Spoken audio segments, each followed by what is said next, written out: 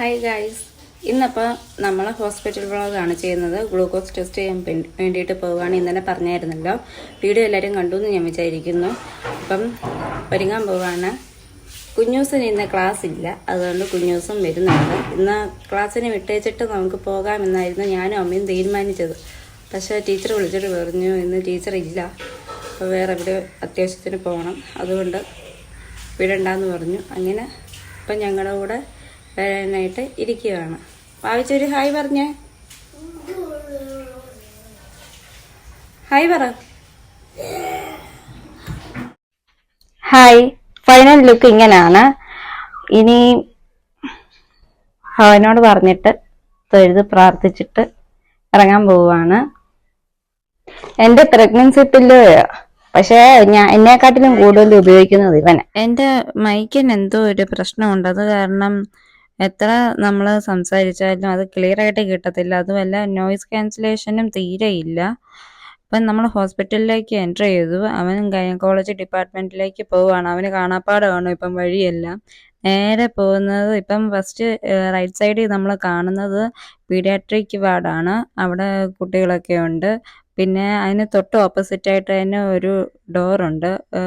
Play ground പോലെ ചെറിയൊരു ഇതാണ്, അത് കാണിക്കാം. അപ്പം അവിടെ കളിക്കാനൊക്കെ അവന് വലിയ ഇഷ്ടമാണ്. അതാണ് കൂടുതലും അവൻ ആശുപത്രി വരാനുള്ള കാരണം.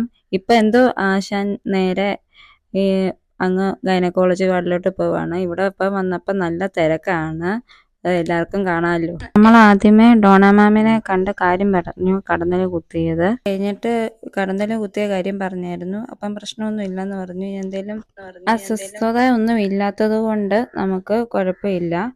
അപ്പം തുളസിയിലയൊക്കെ അരച്ച് തേച്ച കാര്യമൊക്കെ പറഞ്ഞായിരുന്നു. അപ്പം കുഴപ്പമില്ലെന്നാണ് പറഞ്ഞത്. അപ്പം ടെസ്റ്റ് എടുക്കാൻ വേണ്ടിയിട്ട് ഫസ്റ്റ് TT ആണ് എടുക്കാൻ പോകുന്നത്. ഫാർമസിയിലോട്ടാണ് പോകുന്നത്. ആശുപത്രി വന്നു കഴിഞ്ഞാൽ ആശാൻ എപ്പോഴും അങ്ങോട്ടും ഇങ്ങോട്ടും ഓടി നടക്കണം. ഇപ്പം വന്ന് കയറിയപ്പം തന്നെ പറഞ്ഞത് അമ്പക്ക എനിക്ക് വിശക്കുന്നു എന്നാണ് പറഞ്ഞത്. ഇപ്പം ടോക്കൺ എടുത്തിട്ട് ഞങ്ങൾ ഫാർമസിയിൽ വെയിറ്റ് ചെയ്യാണ് വിളിക്കാൻ വേണ്ടിയിട്ട്. ഇനി ഞങ്ങൾ ഗ്ലൂക്കോസ് ടെസ്റ്റിന് വേണ്ടിയിട്ട് ലാബിലോട്ട് പോവുകയാണ്. അപ്പം TT എടുത്തു, കുഴപ്പമൊന്നുമില്ല. ദേവച്ചനെ കാണിക്കാം. ആള് ലിഫ്റ്റ് കയറാൻ വേണ്ടിയിട്ട് അങ്ങ് ധൃതി പിടിച്ച് നിൽക്കുകയാണ്. ആളാണ് പ്രസ് ചെയ്തതൊക്കെ. ആവിച്ചി മേളത്തെ ബട്ടൺ നോക്ക്.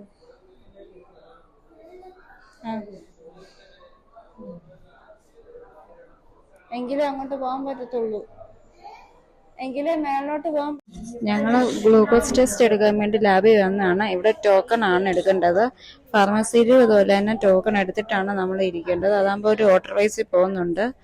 ഇവിടെ ഇപ്പം എല്ലാ മാസം വന്നാലും വന്നില്ലെങ്കിലും ആകെപ്പാടെ ഗൈനക്കോളജി കാണുന്നതിന് 100 രൂപ മാത്രം നമ്മൾ അടിച്ചാൽ മതി. വേറെ എക്സ്ട്രാ ചാർജസ് ഒന്നും വരുന്നില്ല. TT എടുത്തതിന് വന്നിട്ട് 130 ആയിട്ടുള്ളൂ. ഈ ഗ്ലൂക്കോസ് ടെസ്റ്റിൻ്റെത് 330 എന്നാണ് പറഞ്ഞത്.